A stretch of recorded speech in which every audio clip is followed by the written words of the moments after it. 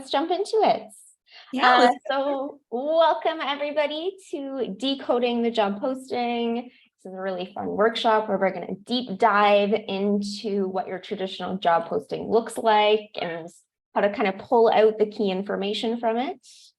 Before we get started, let's just do some quick introductions. So my name is Keelan. I've held many titles over the years. I'm an employment counselor, career coach, workshop facilitator, resume writer. I've been in the career development space for about 5 years now, and my niche is working in the tech industry. So most of my clients are people who are wanting to transition into tech. But over the last 5 years, I've helped with people in all different types of industries. And I'll let Dahlia introduce herself as well. Thank you. So my name is Dahlia. I am a career coach and like Kayleen play many roles. I'm myself an international alumni. So really my specialty is helping international students and internationally trained professionals to build sustainable careers here in Canada. Amazing. Thanks, Dahlia. And before we get started, if this is the first Devant workshop you're attending, welcome. A little bit about Devant. We help students and graduates get hired in Canada so they can continue to stay in Canada after they graduate. Over the years, we've helped over 25,000 job seekers from across Canada. We have hosted over 500 career development events since 2019. And we currently have over 30 partnerships with Canadian employers that are actively hiring for job opportunities.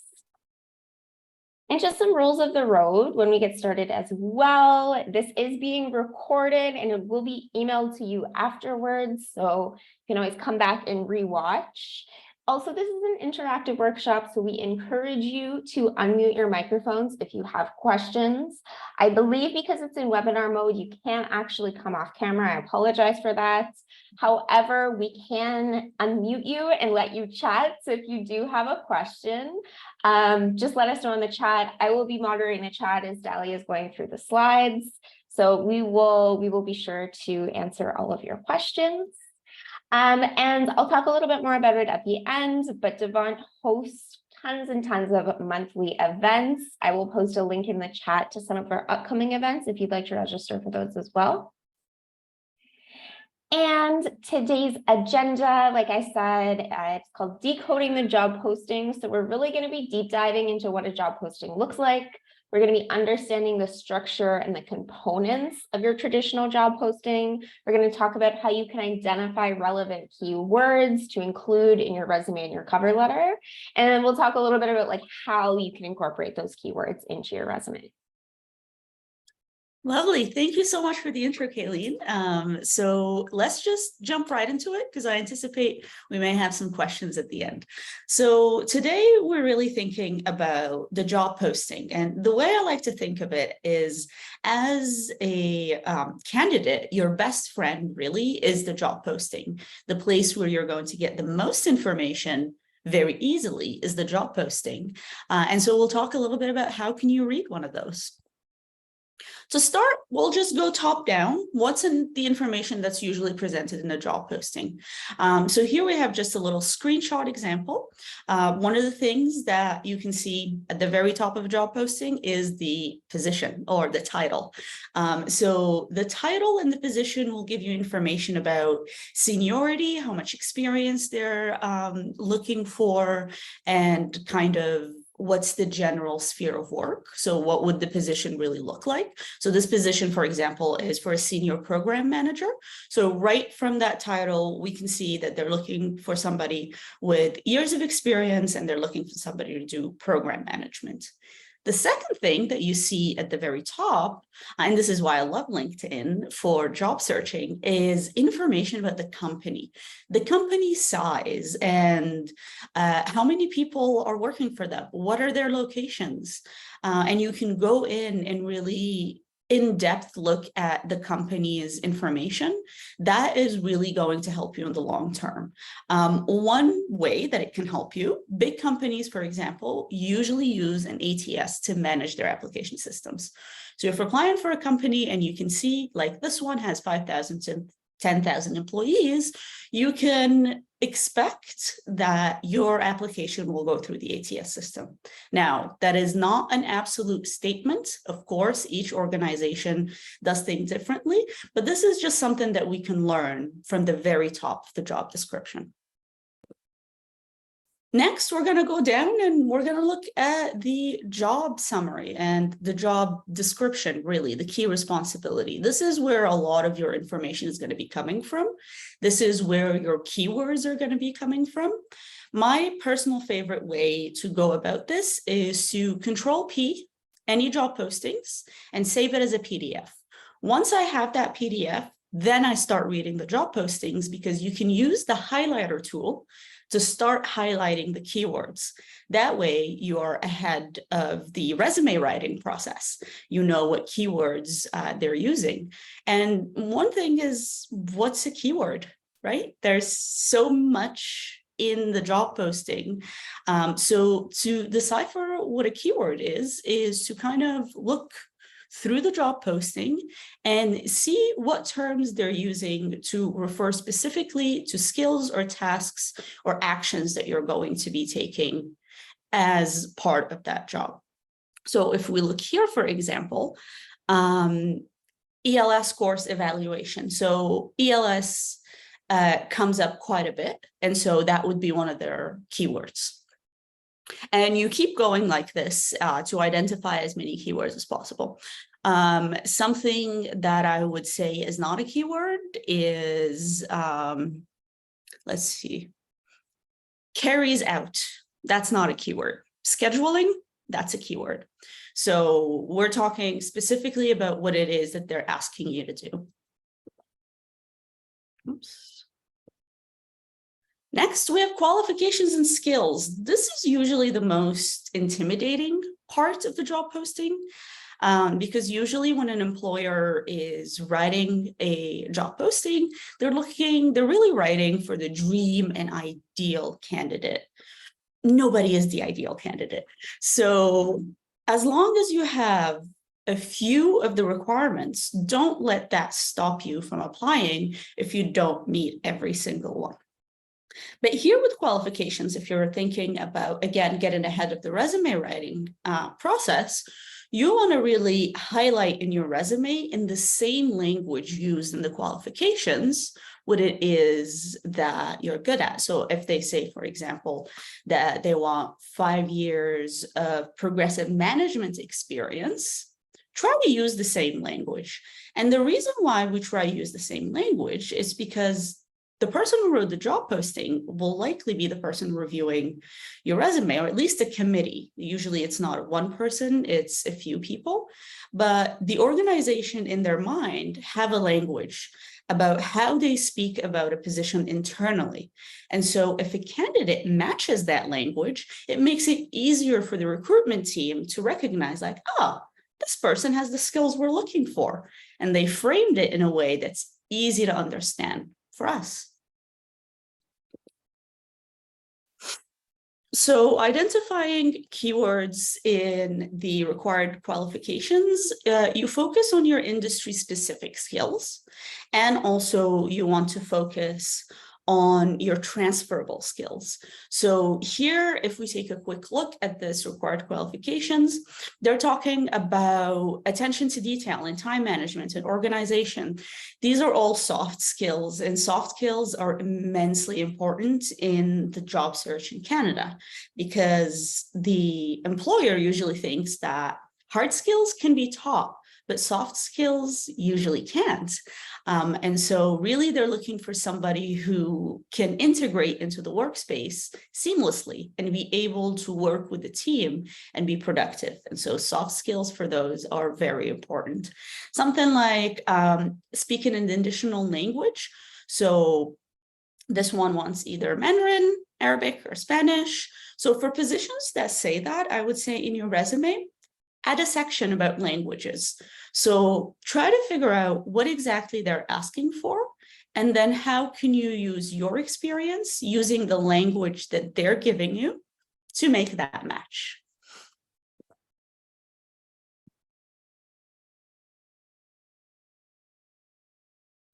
And another important thing about resume writing is action words, and about really understanding how to, like I said, use the language of the job posting.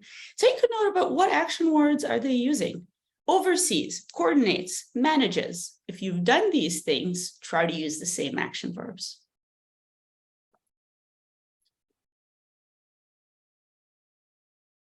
And here again, we're talking about soft skills. So assets usually are things that sometimes are added at the end of a job postings, which are not requirements, but will definitely give you a leg up against the competition if you do have these things.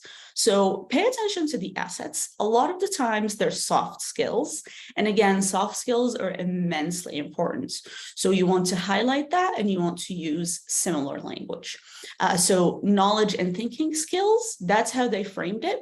You can say it's critical thinking skills, but for the sake of trying to stay as close as possible to the job posting, you can use the terms knowledge and thinking skills instead of critical thinking skills. It pretty much means the same thing, but what you're really trying to do is seem relatable to the people who understand the job postings, which are the employer.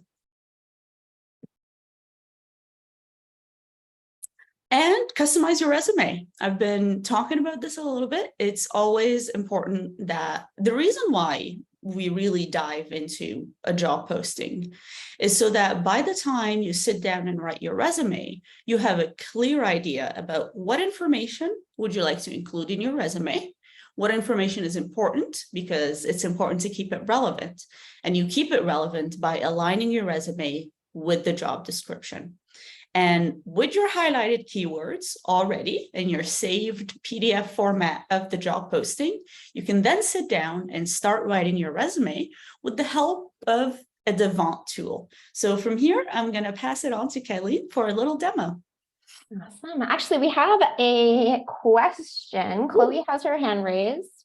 Chloe, I'm going to unmute you, so feel free to ask your question out loud if you would like to.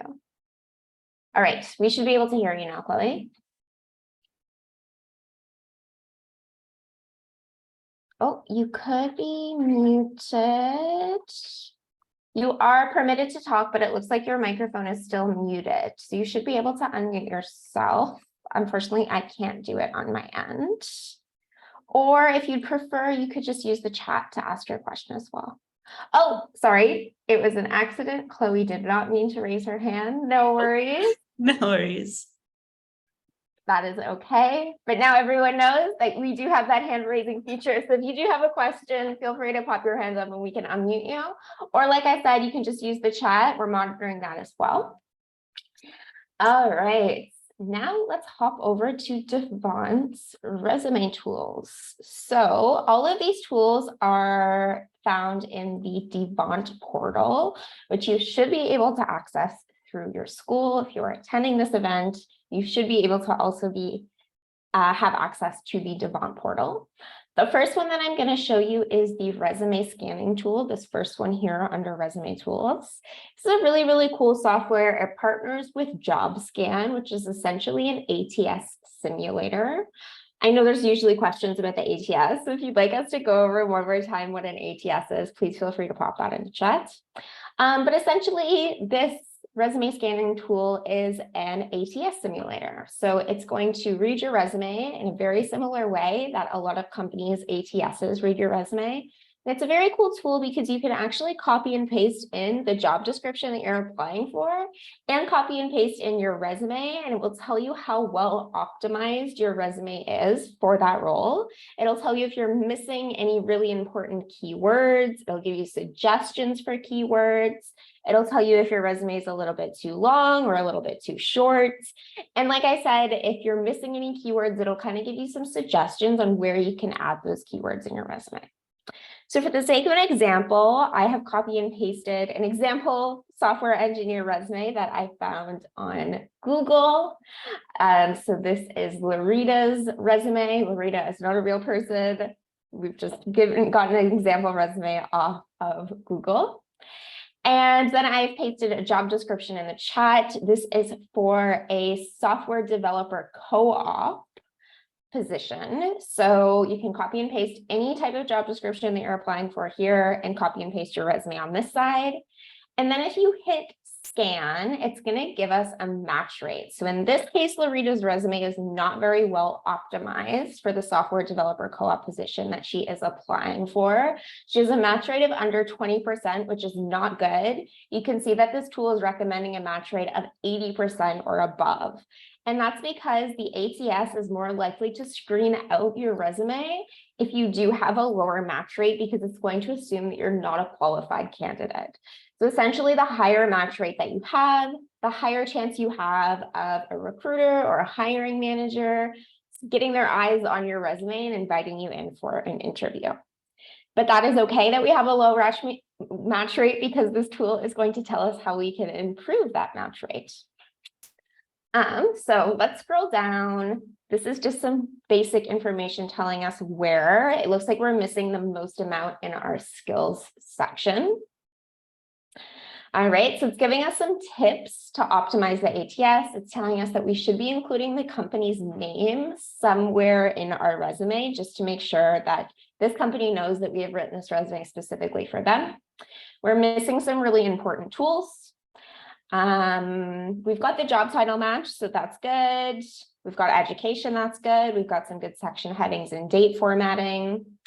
Looks like our resume is a good word count. There's 214 words in this resume, which is under the suggested 1,000 word count, so it's not too long. Let's see what they don't like about it in those skills section. Okay, so it looks like we're missing a lot of skills that are being posted, that are being requested. We are missing C and C++. We're missing modems, Python, scripting, utilities, networking. So those keywords that we were talking about previously in the presentation, these are the keywords that this tool has pulled out of the job posting. And it's saying because we don't have these keywords in our resume is not very well optimized for this position. So that is something we have to change, but we have all of the keywords listed here, which is fantastic. We can basically just take these and plug them into our resume. But of course, only if they are true. Don't just plug the keywords into your resume if you don't actually have these skills. For example, I do not know Python, so I'm not going to put Python on my resume just to get an interview, because, you know, if I end up getting that job or I end up getting a technical assessment as part of the interview process, they're going to find out pretty quickly that I do not know Python, which is going to burn a bridge with that company. So those are the hard skills. And then soft skills, missing quite a few of these as well. So innovation, leadership, troubleshooting, oral and written communication. I also like this tool because it actually tells you how many times this keyword was mentioned in the job description. So for example, it looks like philosophy was mentioned twice in the job description, which is an interesting keyword to be posted in a software developer co-op position. So I would probably go back to the job posting and see what the context that word was used in, but it does tell you how many times the word was listed. So for example, if something like C++ was mentioned multiple times in the job description, we can infer that that's a super important skill for this role, and definitely something we should be including in our resume if we have that skill. Again, the soft skills section, which is fantastic. And sometimes it will give you other keywords in here. So you can see that they put the highest importance on the hard skills, medium importance on the soft skills, and then any low importance skills will be down here, but it looks like they did not find any in this job description. So really, really great tool that you can use. I would recommend doing this every time that you're applying for a role, just so you can make those subtle changes. This makes it really easy to, you don't have to start your resume from scratch every time you're applying. All you have to do is change some of those keywords, change your skills section to make sure that you have a high match rate. And remember, we want that match rate to be at least 80% ideally. So that is the resume scanning tool. I can pop that in the chat right now, actually. Let me pop the link because I see that we have some questions about how to access this. So I just popped it in the chat there, and you just go to resume tools and you go to the resume scanning tool. The next one that I want to show you is the resume templates, which is also a very cool tool that is on the Devant Get Hired portal. So these are For those of you who have no resume right now, or you're looking to restart your resume from scratch, this is actually going to provide you with some excellent ATS-friendly resume templates that you can then take and use for your resume. We've got different types of formats. For example, we've got chronological, functional, hybrid. It tells you a little bit about what the format is and who should be using it. So for example, it says chronological is the most recognizable in traditional formats. It tells you that functional is great for offering creative solutions for job seekers whose experience isn't best represented by chronological. So it'll kind of give you a good idea of which one you should be using. And my favorite thing about it is if I hit download, it will actually download it for me.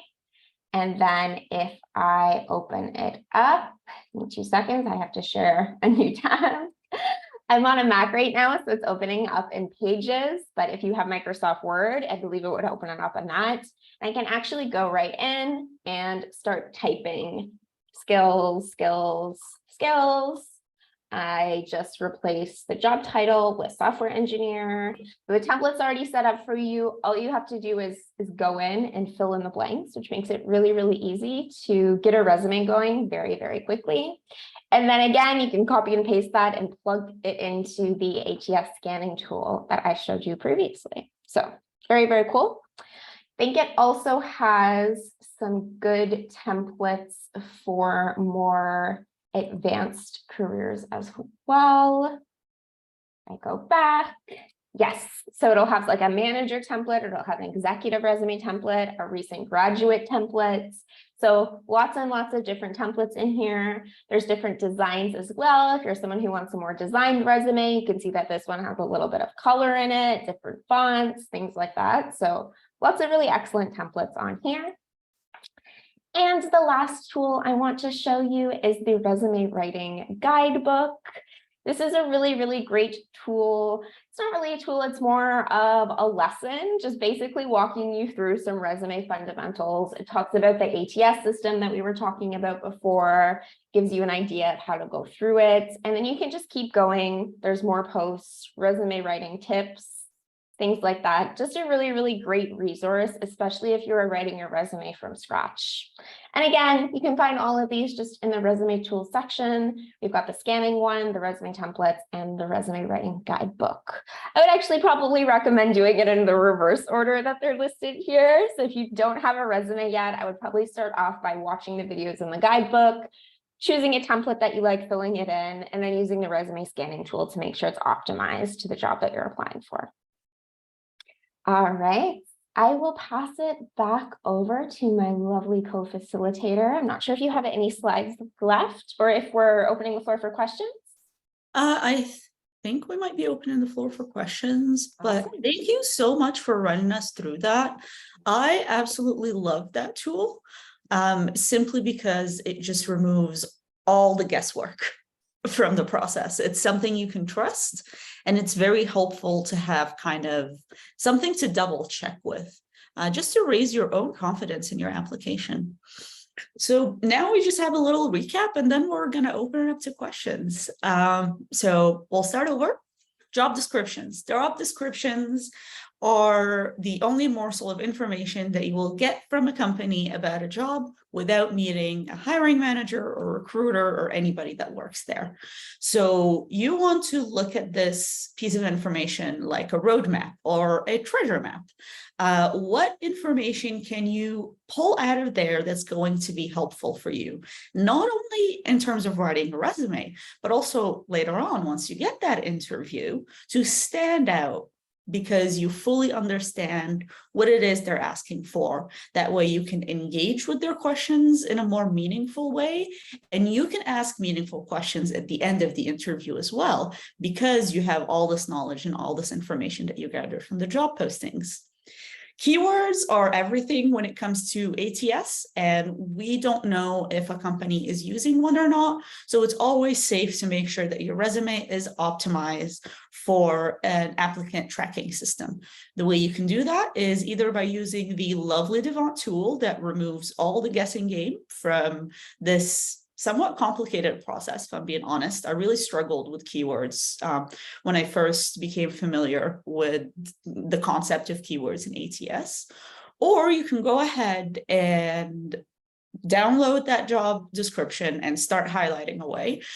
So really looking at terms that describe tasks and particular skills that they want you to have, and then making sure to add that in your resume in a way that makes sense. You also don't want to write your resume just for an ATS, because eventually it will reach a human recruiter. So the information that you put in there needs to make sense to an ATS and to a human being once you get there. So get those keywords and put them in a cohesive way, a way that makes sense. And again, once you understand all these things, you have a leg up in the interviewing process. And now we're going to open the floor for some questions. Raul looks like he has a question. I've allowed you to talk, Raul, so you should be able to ask your question out loud. Hey, Keelan. Hey, Devant. And thank you, both of you, for amazing demo as well as the skills presentation. I'm coming from I'll talk about my resume. I'm coming from about 7 to 8 years of experience in the professional industry, and it's been quite a roller coaster of a ride. So I've had these multitude of experiences which has added up a lot in my resume, and it's taking about 2 pages, which are actually jammed with words, and it's way above 1,000 words, and because of which all of the confusion that arises, that like it does not really show focus, that what am I really focused at, what are my core skills and everything. So looking at the demo about the from the templates front as well as from the job description front, what was told earlier, from both of the places, at one place my resume does contain a lot of keywords which covers almost every job description, and that has been the experience because it does get through with the ATSs and it does reach the HR recruiter. But then it's so bulky that it does not really put up that good first impression that I wanted to. And so that's what I'm suffering from, and how do I solve this dilemma? How do I really get through this one is what I'm really looking forward to. That's actually a really good question. And it's a situation that a lot of people find themselves in, especially with the current way of the job market. We often do different jobs and we end up with such a varied experience. The thing to really remember in your situation is that everything that you've done has a transferable skill. So there is a line, even though the jobs are different or the industries might be different, but the core competencies that made you successful in each one of those positions, those are transferable, and those are something that you can bring forward to the new position. So that is talking about how do you make things cohesive. In terms of content and how big it is and bulky, like you said, really what you need to focus on is relevance, relevance, relevance. You're not writing your resume for every position possible that you would be interested in. You're writing this particular resume for this particular position. So usually what I advise people to do is to make something called a master resume. That's a document for you where you can list off all of your experience, all of the jobs that you've had, all of the tasks that you've had to do. Then you use that and you just pluck in a few things from each experience. Another thing is you don't really have to include every single experience that you've had. So for example, let's say you've had 4 positions in the span of 4 years, and 2 of those positions are not really relevant. You don't have to give them a lot of space in your resume, because really what you're trying to do is get the attention of that recruiter. Unfortunately, they usually don't have a lot of time to go through a resume. And when there's a lot of words, it's very difficult to get through to a human recruiter. So it's very important to try to make it as easy to read as possible for a human being. And that means removing a lot of experience. And I know it's very hard when you've worked so hard for your experience. I mean, you spent so many years building it, and now all of a sudden you have to remove all sorts Yeah. of things from your resume. And Yeah. That's a big time pain. Yeah. Mhm. And that's not a loss. These are things you're going to highlight on the interview process. Now your resume's made it through the ATS, and it's concise enough to spark the interest of a recruiter. Really, all you're trying to do is make somebody interested enough to call you and have a conversation. Once you sit down to have that conversation, that's your time to highlight all the experience you've had. Again, keeping in mind, what was the driver for each position? What's the transferable skill? What's the story you're trying to tell? Because at the end of the day, in the job search, you're telling a story about yourself. Some people call it the elevator pitch. So identify what's your story, what positions you best in the job market, and then take all that information with you to the interview, because unfortunately, you will not be able to put all of it in a resume. Caitlin, what do you think? Yeah, I agree. That was a fantastic answer. It sounds like, Rahul, you kind of have what I like to refer to as a master resume, which is great to have. I call a master resume a resume that you have that has basically every single job on it and all of the bullet points. And it's kind of like a resume menu. So next time you're applying for a role, start a resume from scratch and basically just copy and paste things from that master resume and choose what you want off the menu. Like, put yourselves in the shoes of the employer and copy and paste things from that master resume and put it into your new resume, and just copy and paste the ones that you think are going to be the most relevant. And that should shrink it down a little bit, because like we were saying, not every experience or every bullet point or every skill or every keyword is going to be essential for every job that you're applying to. So is that helpful? Yeah, that was helpful. But so actually, I would just like to put in a correction here. So if I go with a master resume, it would read somewhere about 5 pages. Yes. So, Yeah, actually, I went forward towards management consulting and advisory roles. And for reaching there, I then took out all of the technical part from the resume and tried to skim it down as far as possible. And thus, I was able to fit in somewhere between like in 1.75 and 2 pages, with a not of with a not a lot of real estate in my resume left, that there's not much of white space and there's so much of crammed words.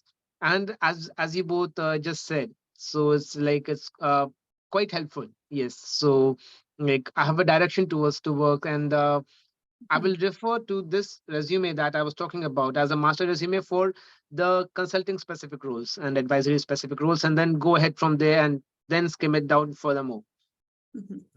So actually, a master resume can be helpful in even a bigger way. You can think about it as your job diary.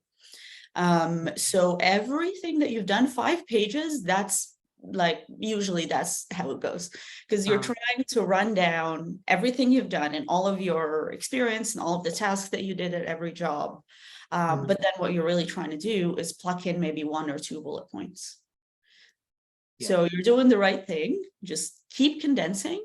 And something that you pointed that is very important, I think, just for everybody, be mindful of the visual of your resume. It's great to have templates. Devant has really good templates, but if you're not working with a template, have somebody else take a look at your resume and be like, how did you feel when you looked at it?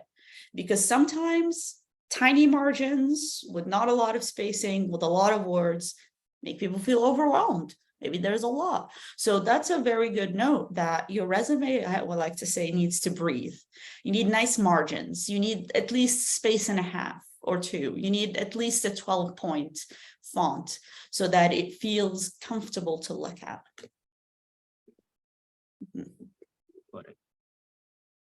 Wonderful. Thank you so much, Rahul. These are very important questions.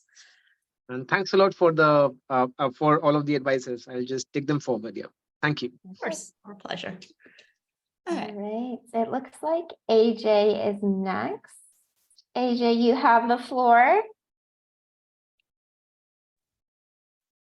Hi, everyone. How are you? Hi. So first of all, thank you so much, Kalin and Devant. Really, your presentation is, really beneficial for me because uh, as an international students, there's a lots of doubts in my mind regarding the resume. I have 4.5 year experience, but I did not do a work in a specific one field because I worked as a lean manufacturing. Suppose 1.5 year, I worked in a production and manufacturing, and 1 year I was in a different a functional area of the manufacturing industry. Like 2 year I worked in a rubber industry, a tire industry, and the 2.5 in a automotive metal part industry, and the in company also like a quality and the production department, and some I also handled the logistics. So after 4.5 year, I came in Canada and I completed a supply chain management to learn about the more functional area in the industry. But my question is like, as an international student, as a part-time job, I right currently even from the starting, I'm working as a shift manager right now in the KFC. This is a different field, right? And so I just want to know, like, should I mention the KFC experience in my resume? Because if I'm talking about, like, if I'm thinking about the KFC, right? So I'm interacting with the customer where I improve my soft skills and all. So should I mention or not? So what kind of position are you applying for right now? So right now I'm applying for the quality assurance engineers. I'm specifically targeting for the operations area. Like if I'll see any operational excellency job, operational excellency engineer, production engineer, manufacturing engineers, production engineer, or a supply chain analyst. Yeah, that makes Type sense. of title I'm trying to focus. So generally, I would say the same kind of advice that earlier is everything that you do has it's a string that goes along. So all of your experience back home, when you were speaking about it, what I heard is somebody who's extremely dedicated to an organization, somebody who's willing to stick around and grow and help whenever they're needed and move to all sorts of different positions. That's very valuable in the Canadian job market because most companies don't want to keep hiring. They want somebody who would stay with them and grow with them, and your resume shows that consistency. For your question about your position as shifts manager right now, I would say that's a very valuable position full of transferable skills. You're learning first and foremost about Canadian work culture, communication, more specifically corporate communication, teamwork. So it's a lot of Canadian work experience that, if framed correctly, can be a big asset for your resume. You can show how dedicated you are to learning, and that's going to show up in your education section, and also how dedicated you are to grow your skills as an individual. And that shows to the employer, like, hey, this person is worth investing in the long term. But there are different takes on this. What do you think, Eileen? To include or not to include? Sorry, AJ, can you remind me, when was your last role aside from the KFC manager position? Like if you did not include the KFC manager position, how big would the gap be? I started working in KFC last year, like 1st of May 2022, and I became a shift manager 3.5 months ago. So Okay. 1 year approximately I worked as a team manager, and I did not change any job. As an international students, I working from starting to till now in a KFC Soul restaurant. Okay, and your previous experience was at your home country, yes? So yeah, so Okay. yeah. I think I would include it then. I would include it. Again, it shows commitment. It shows that you're working. It shows that you have a little bit of that Canadian experience. Just focus the bullets on things that you think are going to be important for the role that you're applying to. So less about like making the food and like maintaining sanitary work environment and things like that, and more about like the management and the customer service and things that are going to be very transferable. Yeah. Okay. Yeah. Thank you so much. I hope that was helpful. Thanks, AJ, for your question. Yeah. Thank you. And we have one more raised hand, and then we have some questions in the chat that we will move on in 1 minute after this. Right. Cecilia, you have the floor.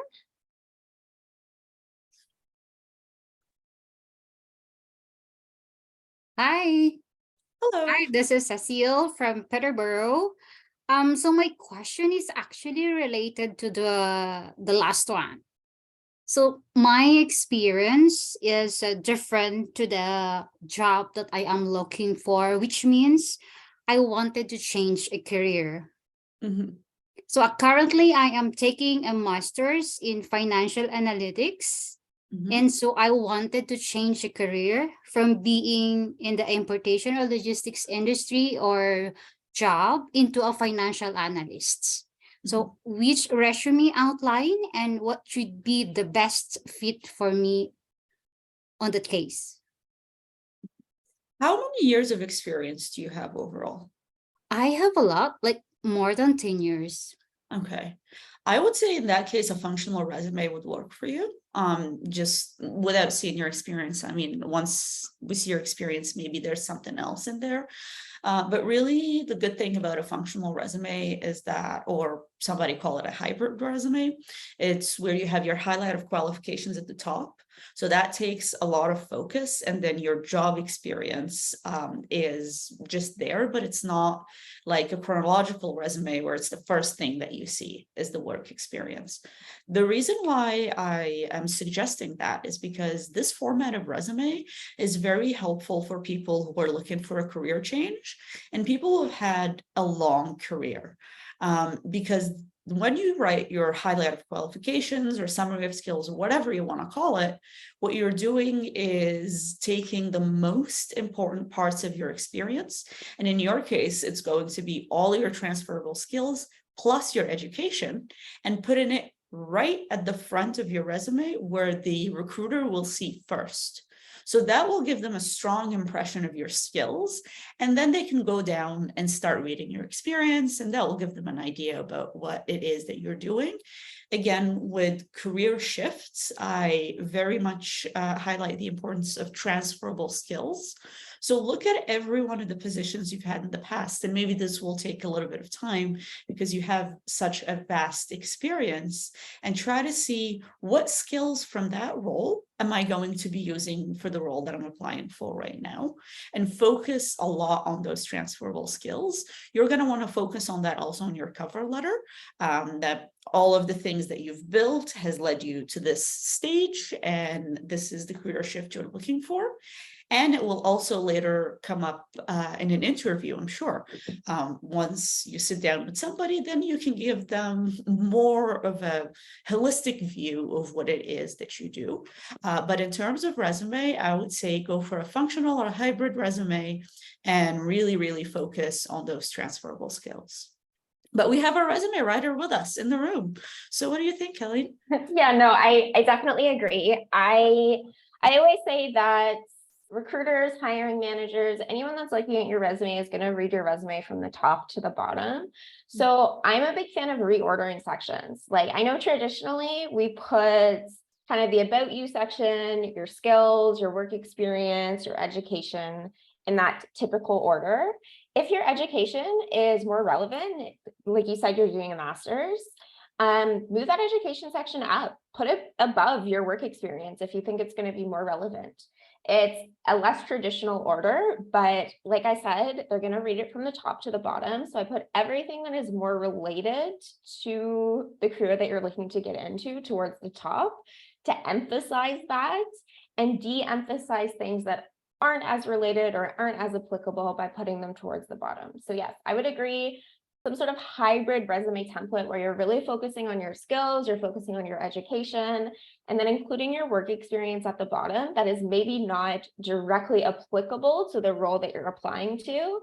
But again, focusing those bullet points less on kind of the day-to-day aspects of the role and more of the overarching transferable skills that are going to carry over to the financial role that you're applying to. Mm-hmm. All right. Thank you so much. Yeah, of course.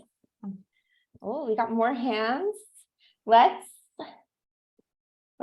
okay, how about I unmute and you can take it, Dahlia. And then while you're doing that, I'll go through the chat and pull out some questions. All right. Sounds good. All right.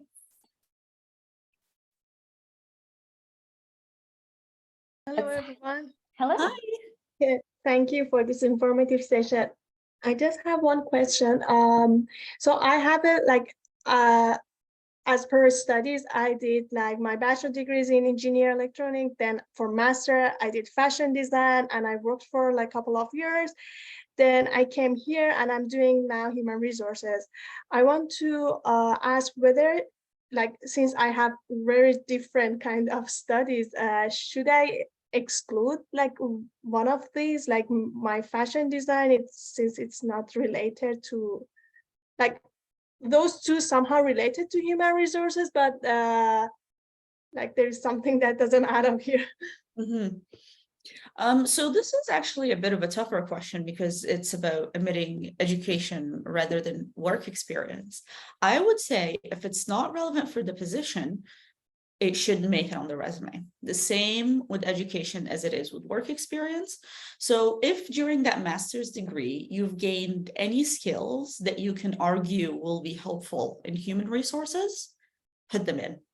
Because on the one end, like one story they could tell is that you're a dedicated learner, you're somebody who has great curiosity, and you seek knowledge wherever you can find it. So if you're applying for a position that involves a lot of learning and a lot of learning about new things, then you can argue this is relevant.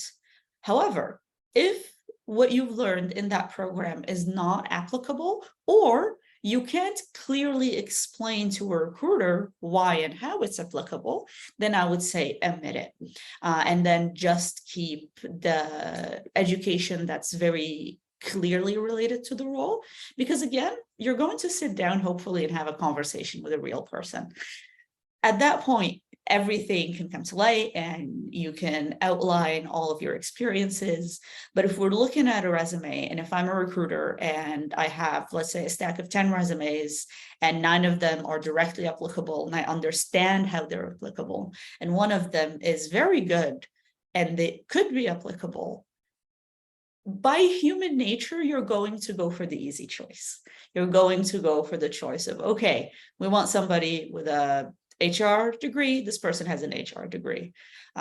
So really look at what are you going to be doing in that position, and then decide, do I want to show them in the resume that I'm an avid learner, or is this something that I want to disclose during an interview? And also, your employer, like when you're applying for a job, they're not entitled to know everything about you. So you can keep work experience off of your resume, totally valid. People do it all the time. I do it all the time, especially when you have a few years of experience, you can't put anything. And also with education is the same. It's a little bit harder with education because you work so hard for your degrees and you want to put them on your resume and you want to show them off. And I really, really understand that urge. But really at the end is, how easily can I argue that this is relevant? And if it's not easy for you, I would say just put it to the side and let that thing shine once you start working with them. Okay. Thank you so much. Can I have some really quick question about this Devant system, platform? I am already a member of it, and I have access to it, but for me, it's different than the one that you showed me.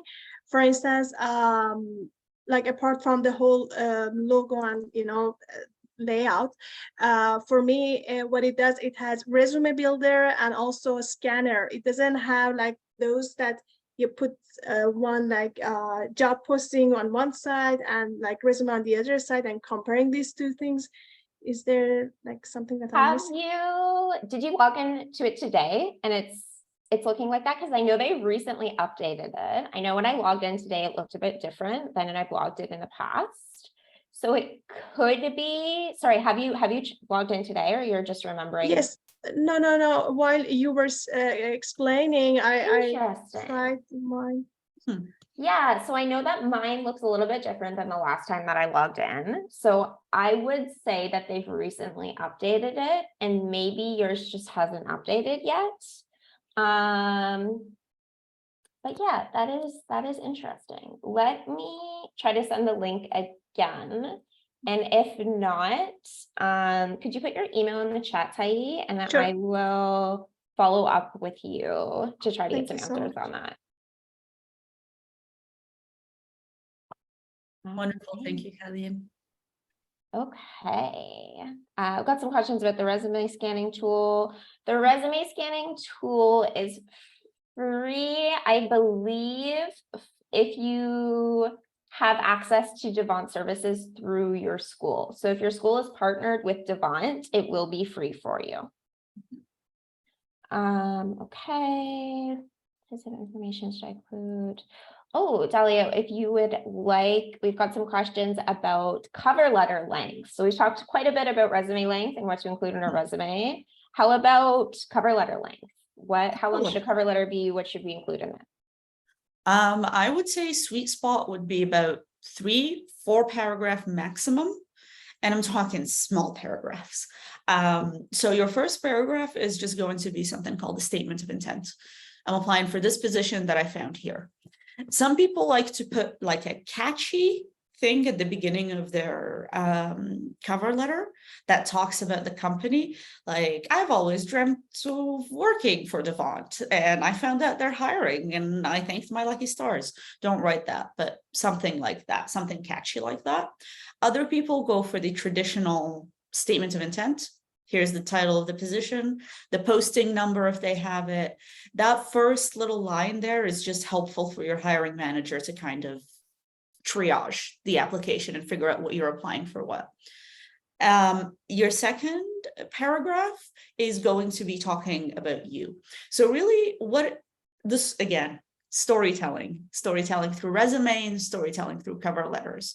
What you're trying to do with a cover letter is very briefly explain to a person how your work experience relates to their job description. So this is, again, where understanding the job descriptions become very important, because what you really want to do is, let's say one of the things they want you to do is manage a team of 10. Just off the top of my head, one of the things that should be in your resume, if you have in your cover letter, if you have that, is to be like, in my position as blah, blah, blah, at blah, blah, blah, I've learned how to X, Y, and Z. So you're trying to relate your work experience with the tasks that are asking you as closely as possible. And it's very hard to stay concise when you really match that job description, because you really want to tell them everything now. But I remind you that hopefully you're getting an interview and that's when you shine. So in your cover letter, you're just trying to stay as focused as possible. So you want to list off some of the work experiences that you've had and how do they directly relate. So if I have a job work experience that doesn't relate to the position and I have it in my resume, I don't have to talk about it in my cover letter, because that's not what I'm trying to describe. It's not the story I'm trying to say. The story I'm trying to tell is, I have gained experience in this job and I'm going to bring it to your organization. And then your last paragraph is going to be a request. Always end your cover letter on a request, a call for action. Reach out to me, put your information in there. Gratitude, thank you for reviewing my application. It's really nice to leave kind of like a sweet taste in the recruiter's mouth, like, oh, okay, this person is nice, they're agreeable, soft skills again, they're nice, they're agreeable, and they are eager. So you don't want to leave it as a, so here's my experience, have a good day. No, you want to be like, here's my experience. I look forward to hearing from you. Here's my information. You can contact me in this and that way, and then sign off. So again, try to keep it at 3 to 4 paragraphs, not too wordy, and don't use very long sentences. Try to make it as easily digestible as possible. Fantastic. I agree with everything that you said, Dalia. Okay, let's get some more hands. I am Yogeshwari. I apologize if I am pronouncing that incorrectly. Please feel free to correct me. Hi, Thanks for letting me Hello. in. I have some doubts with the cover letter. That is whether the cover letter should be included with in the same file as a resume, or it should be separate files. Very good question. I would say again, job posting, job posting, job posting. So if in the job posting, they don't say anything about that, if they say email us your application, I would have my cover letter as a PDF, properly labeled with my first and last name and what it is, cover letter. And then another document, also a PDF.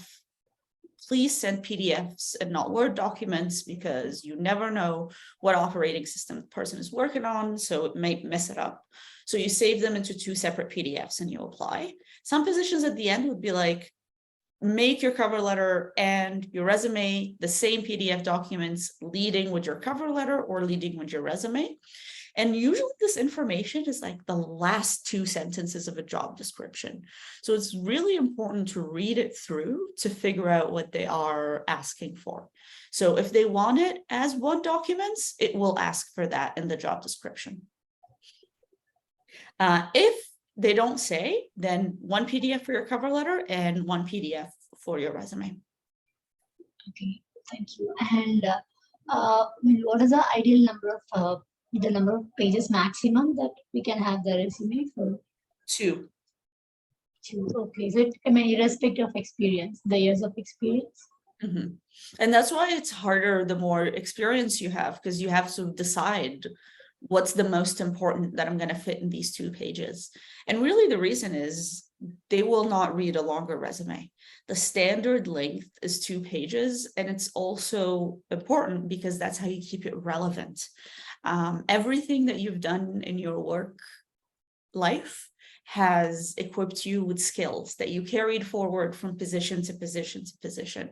So really, you're going to be stripping a lot of it away, and it's going to feel hard, I know, but you want to keep it at that 2-page.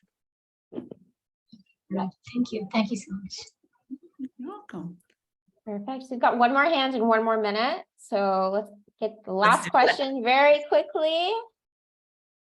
Rajdeep, the floor is yours for our final question of the evening.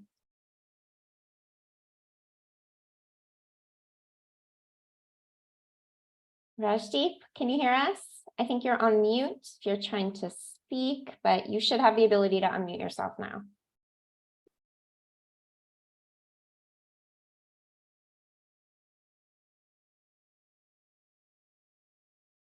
Nope. All right. Guess we do not have, oh, mic's not working actually. Okay, no worries. If you could just post your question in the chat.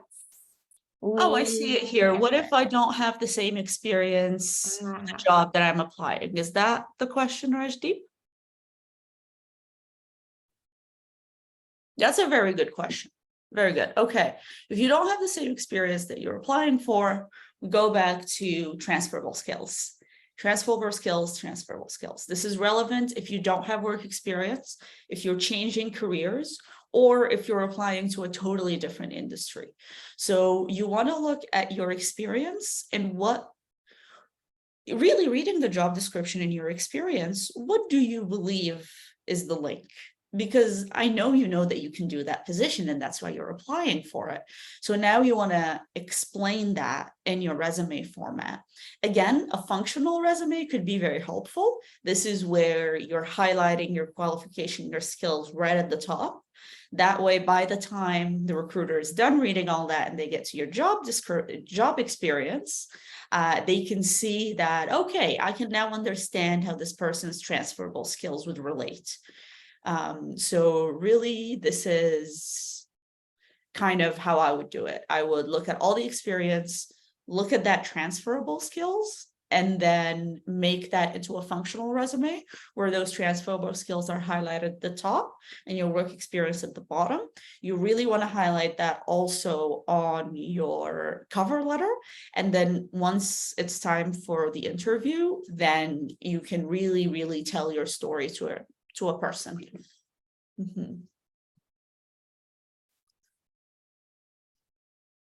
Perfect. Thanks, Dali. And thank you for all your wonderful questions this evening, everybody. It was very engaging, which is what makes a fun webinar. So thank you so much for all of your questions. I have just put some upcoming Devant events in the chat. If you would like to join us for those, I would love to see you again in the future. And I'm going to pop my LinkedIn in the chat. Zalia, if you would like to pop yours too, if you're open to people connecting. Of course, please connect with me on LinkedIn. Here's our upcoming events.